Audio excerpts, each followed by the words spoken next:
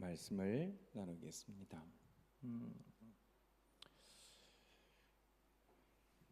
한 주간 어떻게 잘 지내셨나요?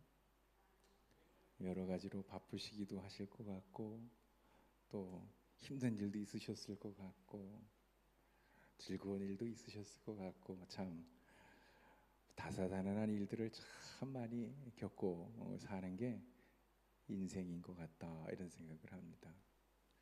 그래서 한편으로는 괴로울 때도 있지만 그 괴로움이 지나고 행복한 순간이 왔을 때 내가 이 행복 때문에 살지 이런 생각도 아마 하지 않을까 생각이 듭니다. 지난 주일에 우리는 로마서 7장 24절에서 바울의 고백을 들었는데 그 고백의 내용이 뭐였냐면 나는 비참한 사람입니다.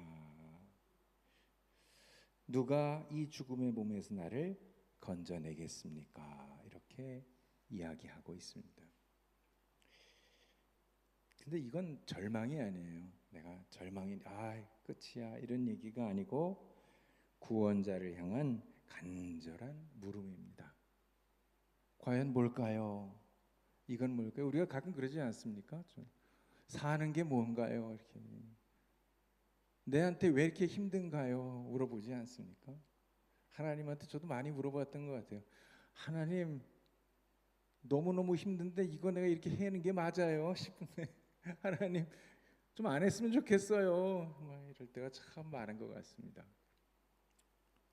근데 그게 절망이 아니고 뭐예요? 희망을 위한 거예요. 희망을 위한 거.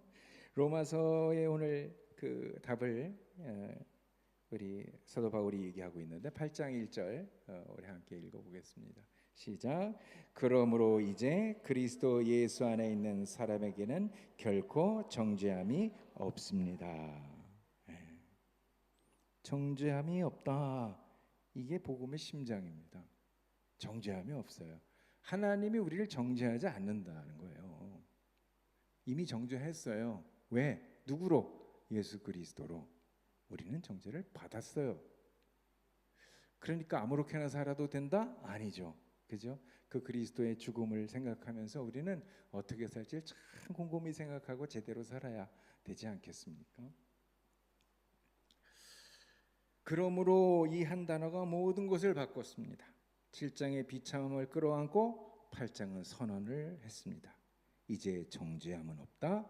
이것이 복음의 심장입니다. 정죄함이 없다면 그러면 우리는 어떻게 살아야 하는가? 구원받은 사람의 삶은 어떤 모습인가? 그 답이 오늘 본문에 있는 겁니다. 로마서 8장 5절을 우리 함께 읽어보겠습니다. 시작. 육신을 따르는 사람은 육신의 일을 생각하고 성령을 따르는 사람은 성령의 일을 생각합니다. 아멘. 여기 보면 두 가지의 삶의 방향이 있어요. 하나는 육신의 일, 그죠? 또 하나는 뭐예요? 성령의 일. 이렇게 두 가지 갈래가 있어요. 자, 이걸 어떻게 한다고요? 생각한다. 한국어로 생각한다. 일본어로는 칸가에마스인데 헬라어로는 프로네오라는 말인데 이건 그냥 생각하는 게 아니고요. 내 마음을 탁 잡아가지고 이렇게 가야 되겠어 이렇게 정하는 거예요. 굉장히 중요한 이야기예요. 무엇을 삶의 중심에 두느냐 하는 문제를 가지고 있는 거예요.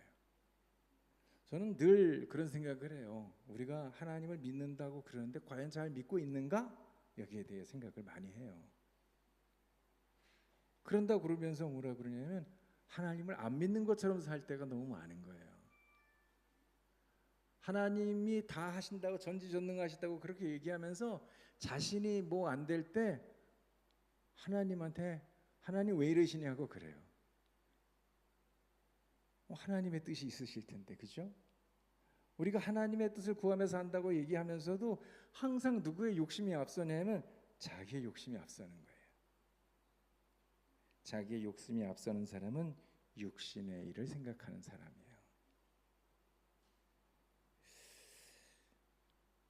하나님 없이 자기 자신이 중심이 되는 삶, 그 방향 반드시 뭐 도덕적으로만 얘기하는 게 아니고요. 겉으로는 점잖고 뭐 참 괜찮은 사람이야. 그런데 그 안을 들여다보면 이 잘못된 게 많은 거예요. 잘못된 게 많은 거예요.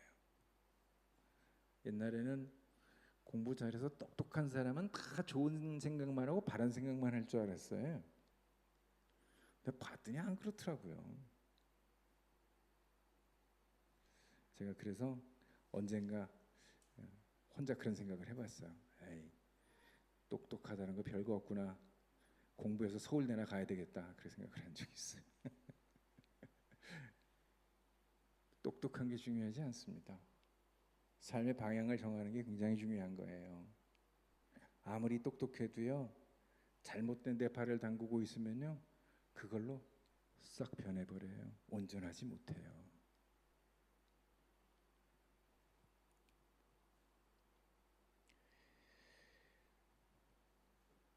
하나님을 향해 마음을 두는 것, 내 욕구보다 하나님의 뜻을, 내 편안함보다 이웃의 필요를 눈에 보이는 것보다 보이지 않는 영원한 것을 바라보는 삶의 자세, 이게 우리에게 필요합니다.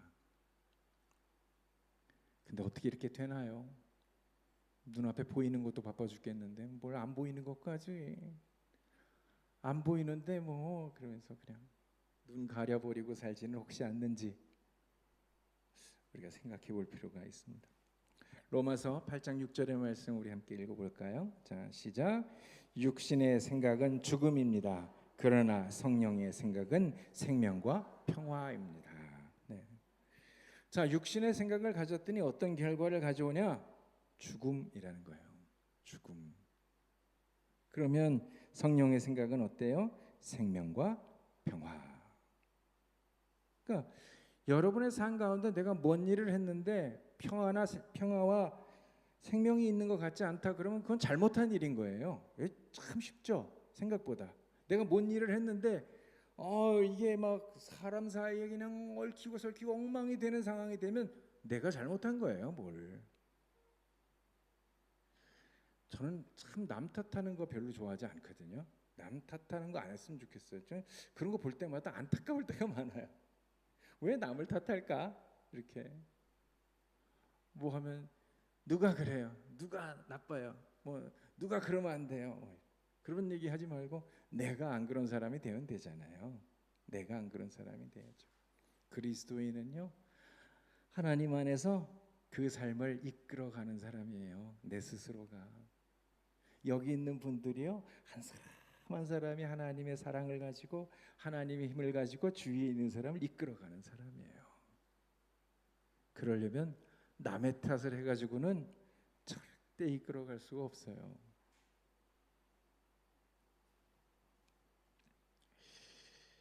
여기에 보면 생명의 생각, 성령의 생각이라고 하는 생명과 평화라고 하는 말이 있는데, 이 생명이란 말은 조에라고 하는 말이고 평화라는 말은 에이레는데, 이 평화라는 이 말은 그냥 단순한 이야기가 아니고 어떠냐면 바른 관계에서 오는 깊은 온전함과 안정, 이게 에이레네 평화예요. 평화를 이룬다는 건 그런 거예요. 누군가가 이렇게, 저도 그럴 때가 많아요. 이렇게 가다가 보면 저 잘못했는데 저거 바꿔줬으면 좋겠어 이렇게 생각할 때가 많아서 젊은 시절에는 참 많이 하고 돌아다녔던 것 같은데, 그걸 할 때도 어떻게 해요? 평화를 이루는 게 아니면 안 하는 게 나은 거죠. 안 하는 게 나은 거예요. 여러분, 들을 마음이 없는 사람한테요 얘기하면 그 사람은 폭력으로 느껴요. 그죠? 싸울 준비를 하는 사람한테 가가지고요, 내가 뭐 얘기하려고 그러면 덤빌래 이런다니까요. 그죠? 근데 그 사람이 편안한 마음으로 있을 때 어떻게 해요? 뭔 얘기인가 들어보려고 그래요. 이 말하는 것도 참 중요한 것 같아요. 그래서 우리가 어떤 진실을 얘기하는 것보다 더 중요한 건 진실을 받아들이는 상태를 만드는 거예요. 그게 중요해요, 여러분. 사람과의 관계도 마찬가지고요, 우리가 살아가는 일도 마찬가지예요. 그걸 만드는 거예요. 우리가 완벽한 사람이냐? 완벽하지 않잖아요. 저도 완벽하지 않고 누가 완벽한 사람이 세상에 어디 있어요? 한 명도 없는데. 그러니 완벽하지 않은 내가 완벽하지 않은 누군가를 이렇게 손가락질하는 건 옳은 방법이 아니에요. 판단은 우리가 할 수가 없어요. 누가 해요? 하나님이 하시는 거야. 하나님이 모든 걸 결정하실 거니까 그분에게 모든 걸 맡기고 우리는 내 삶을 온전하게 사는 것에 집중해야 돼요. 다른 사람이 어떻게 사느냐는 첫 번째가 아니에요. 내가 어떻게 사느냐가 첫 번째예요. 하나님이 누굴 사랑하실까요? 네, 여기 계신 한 분 한 분을 다 사랑하세요. 비교해서 사랑하지 않으세요. 하나님은 그냥 그 한 분 자체가 그냥 하나님의 사랑일 뿐이지, 완전한 사랑일 뿐이지, 비교돼서 너랑 쟤랑 그런 거 없어요. 그 사람이 자꾸 비교하는 거지. 저 사람은 뭐 돈도 많고 뭐 하고 싶은 거 다 하면서 난 아무것도 못 하는데 하나님 앞에서는 똑같아요. 그게 무슨 차이가 있어요? 하나님 앞에 아무리 재산이 많다 한들 하나님보다 많겠어요? 그럴 수 없잖아요. 똑똑한들 얼마 하나님보다 똑똑하겠어요? 그럴 수 없잖아요. 똑같아요. 똑같아. 하나님 보기에는 우리 옛말에 그래서 도끼인 객낀이에요. 거기서 거기야. 뭐 달라? 근데 우리가 해야 될 일이 뭐예요? 그러니까 서로에게 힘을 주고 용기를 줘서 잘못된 일이 있으면 스스로 고쳐나갈 수 있도록 기도해주고 하는 게 교회예요. 교회. 그래서 그랬으면 좋겠어요. 우리 앞으로 무슨 일 생기면요, 잘할 거야. 그리고 기도만 해줬으면 좋겠어요. 말하지 말고, 때문에 이런 말 하지 말고. 절대 그거 없어져야 된다고 생각해요. 누구 때문에 이런 거 없어져야 돼. 예. 교회에 무슨 문제가 생기면요, 누구 때문이 아니에요. 교회의 문제예요. 그리고 그 교회의 문제를 책임지는 건 저니까 결론적으로 쟤 때문인 건 맞아요. 저 때문인 건. 그거 외에는 없어요. 있을 수가 없어요. 교회 안에 누구 때문이 어디 있어요.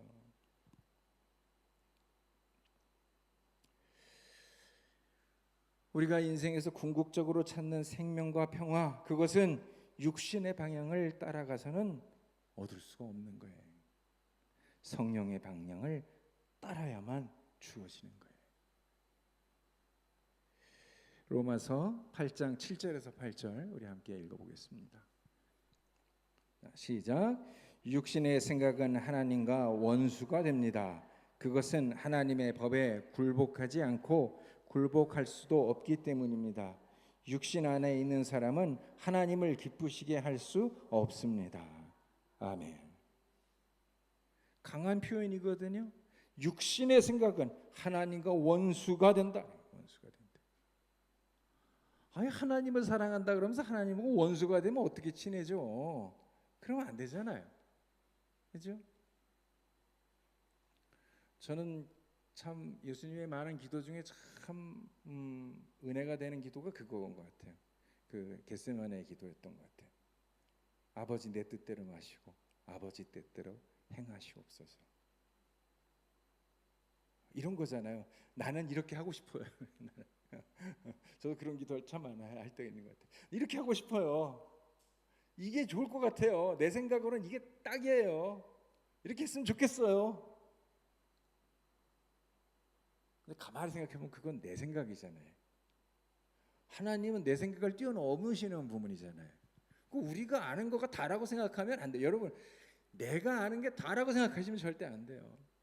제가 공부를 해보고 많은 것들을 보다 보니까 내가 아는 건 요만큼밖에 안 돼. 훨씬 많은 것들이 있는데 우리 그걸 모를 뿐이에요. 그러니 하나님은 말할 게 뭐 있겠어요. 그 모든 걸 통괄하시는 분이 하나님인데 그럼 그 하나님의 결정이 가장 옳지. 멕시코에서 제가 목회할 때 이제 부모들이 아이들을 데리고 거기서 이제 아이들 데리고 이제 찬양단하고 그래 즐거웠는데 부모들의 욕심이 있잖아요. 난 이런 애가 됐으면 좋겠다, 저런 애가 됐으면 좋겠다. 제가 그 부모님한테 그렇게 얘기를 해요. 부모님이 원하시는 아이를 만들면 요만큼밖에 안 자라요. 하나님이 원하시는 아이를 키우세요. 이만큼 자라게. 내가 아는 건 요만큼밖에 없어서 애를 요만큼밖에 못 키우는데 하나님의 뜻에 키우면 이거보다 훨씬 더 크게 키우는 거예요. 자기 욕심 때문에 아이를 그것밖에 못 자라게 하는 거예요. 예전에 참 우리나라 못 살아가지고 공부도 못 배우고 이래갖고 그 자제들은 그냥 공부를 시키려고 부모들이 얼마나 애를 썼나 몰라요. 그죠? 저희 때도 그러고 뭐 대학 꼭 가야 되는 것처럼 막 난리를 막 부모님도 막 그거 해야 된다고 생각하고 막 다 이런 시대였던 것 같아요. 그건 우리 욕심인 거죠. 사회적으로 쟤도 가고 얘도 가니까 너도 가야 될 것 같아 이렇게 하는 거죠. 그 제가 해외에 나가서 좀 살아보니까요, 그거 불행하더라고요. 외국은 어떻게 사나 봤더니 그냥 하고 싶은 거 하고 놀고 싶은 거 놀다가 내가 진짜 이걸 공부해보고 싶어. 그러면 대학에 가더라고요. 그래도 대학이 받아요. 왜? 성적만 보는 게 아니거든요. 우리나라는 성적만 이렇게 보고 있지만 외국의 대학은 그렇게 안 보고 어떻게 해요? 그 사람 야 너 학교 올 이유가 뭐야? 이유를 써서 내. 그래갖고 많은 종이에다가 이유를 잔뜩 써서 낸 다음에 그걸 본 다음에 이 사람 얘 한번 불러서 얘기 들어봅시다. 그럼 불러가지고 인터뷰를 해요. 너 이 학교 오고 싶은 이유가 뭐? 이유가 그거야. 하고 싶은 이유가 뭐? 오고 싶은 이유가 뭐야? 이렇게 물어봐요. 그래가지고 뽑아요. 그러면 성적은요 100이면 한 10%밖에 안 들어가요. 그러니까 어떻게 해? 들어가면 죽기 살기로 공부를 해요. 내가 하고 싶어서 하니까. 하나님이 원하시는 삶을 살게 하려면 내 생각을 접어야 돼요. 내 생각을 접어야 돼. 하나님, 제가 생각하던 이때까지 신앙생활 이렇게 했는데 이게 맞지 않나요? 그 생각도 접어야 돼. 오직 하나님만 아실 거니까. 하나님이 성경에서 말씀하시는 우리에게 들려주시는 말씀대로만 살면 그게 예배고 그게 삶이에요. 예배는 이렇게 모여서 드리는 것만 예배가 아니에요. 예배는 우리의 삶 자체가 예배예요. 삶 자체가. 제가 너무너무도 좋아하는 그 히브리어 단어가 그거라니까요. 어버드라고 하는 단어라니까요. 이 어버드라고 하는 단어가 뭐예요? 뜻이 예배라는 뜻과 노동이라는 뜻이 같은 단어예요. 그래서 옛날에는 노동을 하는 그 자체가 예배였어요. 그런데 어느 순간인가 우리는 예배 드리고 밖에 나가서는 아무렇게나 사는 이상한 그리스도인들이 됐어요. 그게 아니고 우리의 삶 자체가 예배예요. 그 상태가 예배인 거예요. 내가 일터에서 일하는 그 순간이 예배이고 그 순간에 생각하고 있는 건 뭐 잠시 머리를 멈추는 그 순간이 기도인 거고 그런 거예요. 그런데 어떻게 함부로 하고 살아요? 그렇지 않나요? 여러분 예배당 와가지고 뭐 예배 안 드리고 막 이상한 소리 하고 막 이런 사람들이 다 찡그리고 저 왜 저래 이럴 거 아니에요. 그런데 우리가 삶에 가서 나 혼자 그러고 있는 거예요. 그러면 되겠어요? 안 된다니까. 동일해야죠. 겉과 속이 같아야죠. 겉과 속이 같아야 돼요. 그죠? 교회 와서는 거룩한 척하고 앉아 있는데 밖에 나가서는 뭐 쌍소리 나쁜 소리 다 한다 그러면 안 되잖아요.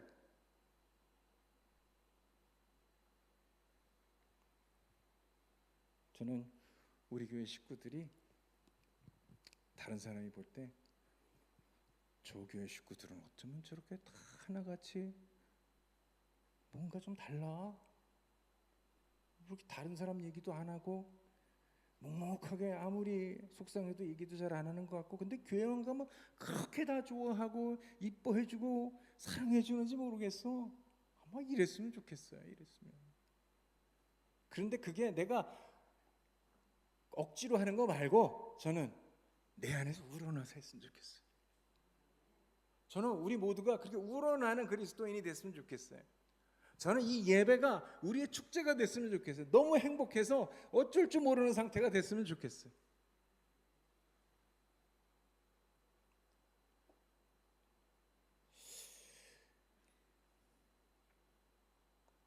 하나님하고 원수가 되면 안 되겠잖아요. 하나님하고 원수가 되면 안 됩니다.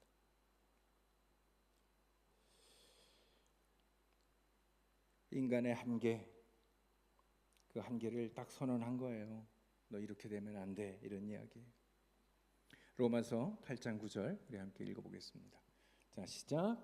그러나 하나님의 영이 여러분 안에 살아계시면 여러분은 육신 안에 있지 않고 성령 안에 있습니다. 누구든지 그리스도의 영이 없으면 그리스도의 사람이 아닙니다. 아멘. 네. 여러분, 내 안에 뭐가 있느냐는 내 삶에서 드러나는 거예요. 그렇지 않나요? 잘 모르는 사람하고 이렇게 대화를 해보면 그 사람이 어떤 사람인지 말하는 동안에 이렇게 보여져요. 그런 것처럼 내 안에 뭐가 있느냐가 어디서든지 드러납니다. 집 안에 새는 바가지 밖에 나가서도 샌다 그러잖아요. 새는 거예요. 나타나게 돼 있어요. 아무리 감춘다고 감춰지는 게 아니에요. 다 드러나게 돼 있어요. 그러면 우리가 겉을 깨끗하게 할 게 아니라 뭘 깨끗하게 해야 돼요? 속을 깨끗하게 해야 되는 거예요. 성령이 내 안에 들어와서 나를 깨끗하게 해야 되는 거예요. 그러려면 어떻게 하나님의 말씀을 듣고 그 말씀에 따라 살아가려고 그러는 거예요. 성령의 사람이 돼야 되는 거예요. 그러면 밖은 자동으로 깨끗하게 돼 있어요. 그렇지 않나요? 안이 깨끗해지면요 건강해져요. 건강한 사람은 혈색이 달라 보인다 그러잖아요. 건강해지면. 그죠? 왜 그래요? 안이 좋아지니까 밖으로 드러나는 거예요. 아무리 분칠을 하고 세상 없는 걸 다 해보세요. 그때뿐이에요. 아무리 좋은 곳으로 치장을 해도 그 안이 썩어버리면 계속 썩어나서 냄새가 나는 거예요. 우리는 뭘 해야 되냐? 안을 깨끗하게 청소를 하는 거예요. 깨끗하게. 하나님의 말씀으로 깨끗하게 청소를 하고 내 뜻대로 하시고 아버지 뜻대로 행하시옵소서 그러면서 깨끗하게 청소를 하면 어떻게 돼요? 밖으로도 깨끗한 게 드러나는 거예요.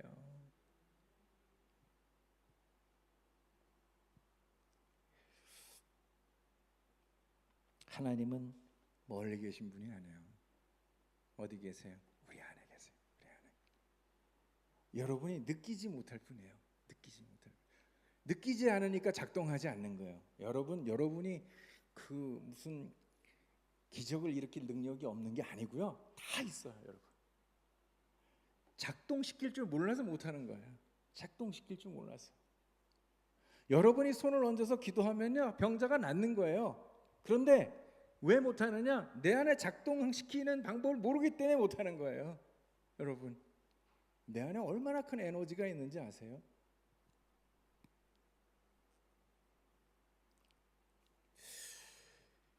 바울은 같은 분이 세 가지의 이름으로 불렀는데 하나님의 영, 그리스도의 영, 그리스도 이렇게 삼위일체 신비를 담아 말했습니다. 로마서 8장 10절 우리 함께 읽겠습니다. 시작. 그러나 그리스도께서 여러분 안에 계시면 몸은 죄 때문에 죽은 것이나 영은 의 때문에 살아있는 것입니다. 아멘. 몸은 아직 연약해가지고 죄 아래에 있는 거예요. 그런데 어떻게 해요? 영은 이미 살아났다. 어떤 상태냐면 이런 상태인 거예요. 최근에 그 놀라운 뉴스가 하나 있었는데 두 가지 놀라운 과학의 의학의 뉴스가 있었는데 하나는 그 암세포를 완벽하게 죽일 수 있는 방법을 하나 찾아냈다는 거. 그런데 그게 지금은 이제 고정된 암은 안 되고 혈액암은 고칠 수 있는 완전하게 고칠 수 있는 거 하나 찾아냈다는 거. 또 하나는 뭐예요? 일본에 있는 의사가 그 연구하는 박사였는지 누가 했더라고요. 이를 이제 앞으로 이가 날 수 있대요. 이를 우리가 이가 나지 않는 이유가 뭐냐면 어느 순간이 딱 되면 더 이상 차단 억제하는 게 여기서 나와가지고 역제를 시켜서 안 나는 거래요. 그래서 이걸 풀어버리면 이가 난대요. 그래가지고 일본에서 개발을 해서 이번에 실험, 인체 실험을 들어갔더라고요. 그런 상황이 됐어요. 좀 놀랍지 않나요? 그 우리가 모르는 거예요. 몰라서 그런 거예요. 있는 거야, 있는 거. 우리가 생각 못할 뿐이지 내 안에 하나님의 영이 들어있는 거예요. 몰라서 그런 거야.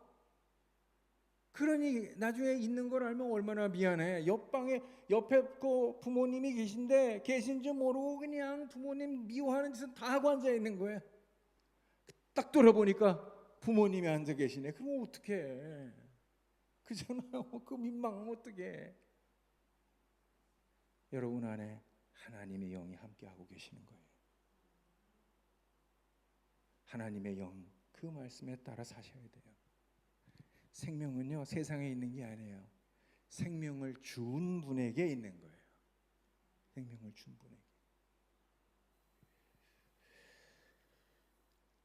에스겔 선지자의 이야기를 함께 읽어보겠습니다. 에스겔서 36장 26절에서 27절 함께 읽겠습니다. 시작.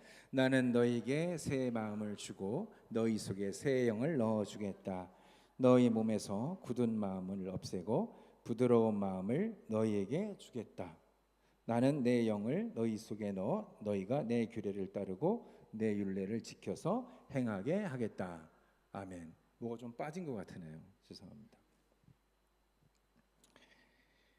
이 구약의 약속이 성령 안에서 성취되었습니다. 새 마음, 새 영, 하나님의 영이 우리 안에 들어오신 것.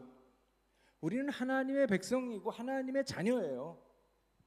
그렇게 하나님은 딱 우리에게 선택이 없어요. 우리는 그냥 정인이에요. 그러니까 여러분 호적을 하나님에게서 팔 수가 없어요. 하나님이 이미 호적에 여러분을 다 넣었어요. 나만 모르는 거예요. 나만. 자꾸 곁길로 가려고 그러는 내가 언제 하나님 자식이라 그랬어요. 그럴 뿐이에요. 이건 변함이 없는 거예요. 그러니 내가 아버지를 모시고 제대로 살려면 어떻게 해야 돼요? 다시 돌아가면 돼요. 돌아가면. 성령을 따라 사는 사람은 완벽한 삶을 사는 건 아닙니다. 여전히 몸은 연약하고 유혹에 있고 실패가 있습니다. 그렇지만 방향이 다른 겁니다. 우린 연약한 사람이잖아요. 저를 비롯해서 우리 다 연약하지 않나요? 하지 말아야 되는데 하고 있는 때가 많잖아요. 저를 보면서도 그런 생각을 해요. 그런데 거기서 끝이냐? 그게 아니에요. 그게 아니고 뭐예요? 다시 일어서서 가면 돼요. 그리스도인은요, 오뚜기예요. 오뚜기. 넘어져도요, 또 일어나면 돼요. 넘어져도 또 일어나면 돼요. 괜찮아요. 하나님은 용서하시고 하나님은 기다리셔요. 성령을 따라 사는 사람은 넘어졌을 때 하나님을 향해 일어납니다. 자신의 힘으로 선을 이루려고 하지 않습니다. 내가 뭘 하겠다. 이게 참 위험한 일이에요. 내가 할 수 있는 일은 내 범위 내에서 할 수 있는 일은 하지만 내 범위를 조금이라도 벗어나는 건 내 일이 아니에요. 하나님의 일이에요. 그렇잖아요? 근데 그걸 굳이 하나님의 일을 자기가 하겠다고 그러면 하나님이 일하지 않으신다니까요. 누가 일하시는 게 가장 현명해요? 하나님이 일하시는 게 가장 현명하고 좋은 일이에요. 가장 완벽한 일이에요.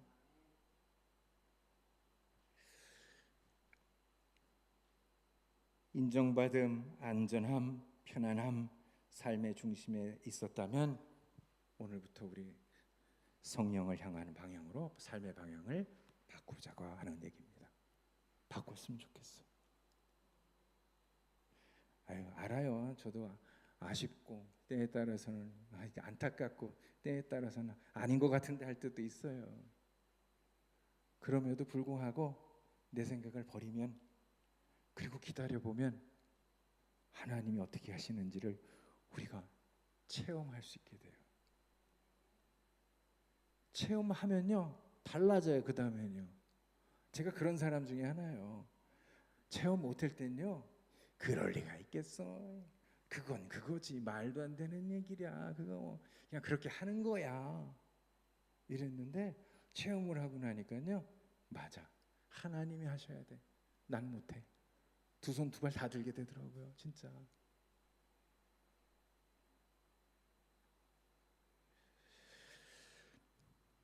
요한복음 16장 13절 우리 함께 읽겠습니다. 시작. 그러나 그 진리의 영이 오시면 그가 여러분을 모든 진리 가운데로 이끌어 주실 것입니다. 아멘. 여러분 안에 그 진리의 영의 말씀을 따르시길 바랍니다. 선택은 여러분이 할 수 있어요. 하나님이 참 감사한 건 우리에게 어떤 선택을 하게 하시고요, 그 선택에 대해서 가만히 보고 계세요. 왜? 우리를 믿으니까. 하나님이 우리를 믿어요. 하나님이 우리를 사랑하고 우리를 믿고요, 하나님이 넌 내 자식이야, 너는 괜찮을 거야, 이렇게 하세요. 근데 우리가 그 믿음을 배반할 수 있나요? 믿어주는 사람을 배반하기 뭐 어려운 일이에요. 그건 이상한 사람이에요. 그죠? 그 사람을 전적으로 믿으면요, 내가 함부로 못해요. 함부로 못해. 그 믿음에 따라가게 돼 있어요. 여러분 안에 계신 그 성령, 그 성령을 따라 사는 우리 모두가 되시길 주님의 이름으로 축원합니다. 그래서 여러분의 그 성령이 작동하셔서 내 안에 어떤 체험을 얻게 될지 기대하시면 좋을 것 같아요. 얼마나 행복해질지. 여러분 그 충만함을 세상에 주는 것과 비교할 수 없는 거거든요. 성경에 늘 하는 이야기예요. 근데 그 이야기를 들으면서도 세상의 것을 쫓아다녀요. 세상이 주는 즐거움을 찾고 세상이 주는 안위를 찾아다녀요. 그건 한계가 있어요. 딱 몇 번 하면 끝나는 거예요. 근데 하나님이 주시는 평안은요, 늘 평안해. 나의 마음속에 늘 평안하다. 오늘 이 말씀이 여러분과 저의 삶 가운데 언제나 운행하셔서 우리가 성령을 따는 사람으로 살아가는 우리 모두가 되시길 주님의 이름으로 축원합니다.